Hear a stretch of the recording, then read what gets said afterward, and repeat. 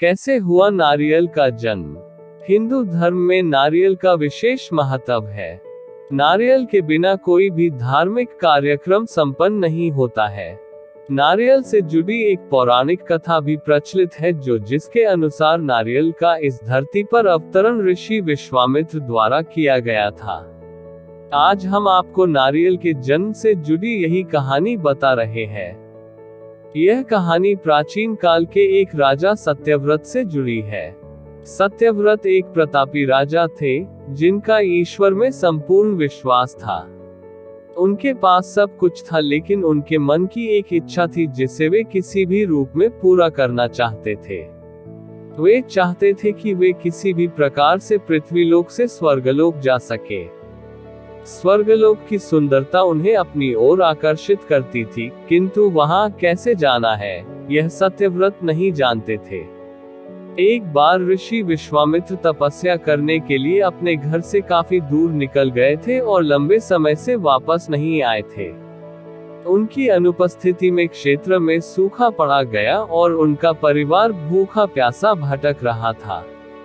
तब राजा सत्यव्रत ने उनके परिवार की सहायता की और उनकी देखरेख की जिम्मेदारी ली। जब ऋषि विश्वामित्र वापस लौटे तो उन्हें परिवार वालों ने राजा की अच्छाई बताई।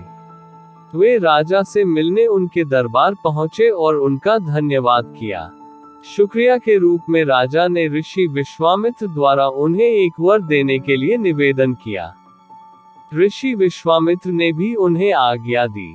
तब राजा बोले कि वो स्वर्गलोक जाना चाहते हैं, तो क्या ऋषि विश्वामित्र अपनी शक्तियों का सहारा लेकर उनके लिए स्वर्ग जाने का मार्ग बना सकते हैं?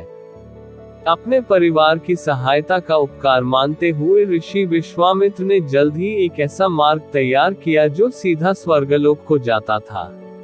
राजा सत्यव्रत खुश हो गए और उस मार्ग पर चलते हुए जैसे ही स्वर्गलोक के पास पहुंचे ही थे कि स्वर्गलोक के देवता इंद्र ने उन्हें नीचे की ओर धकेल दिया।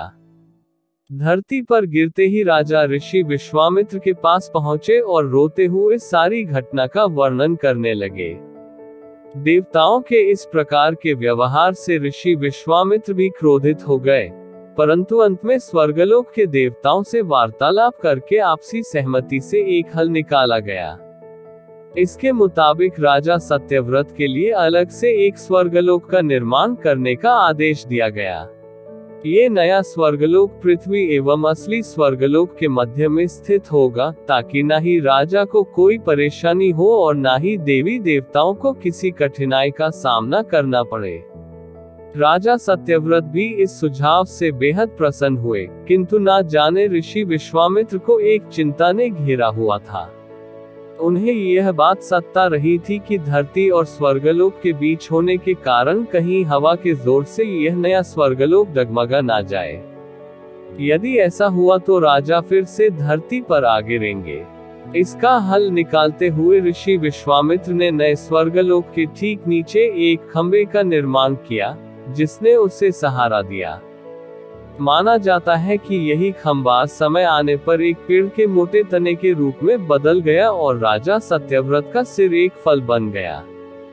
इसी पेड़ के तने को नारियल का पेड़ और राजा के सिर को नारियल कहा जाने लगा।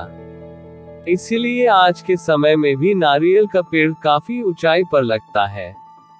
इस कथा के अनुसार सत्यव्रत को समय आने पर एक ऐसे व्यक्ति की उपाधि दी गई जो ना ही इधर का है और ना ही उधर का, यानी कि एक ऐसा इंसान जो दो धुरों के बीच में लटका हुआ है।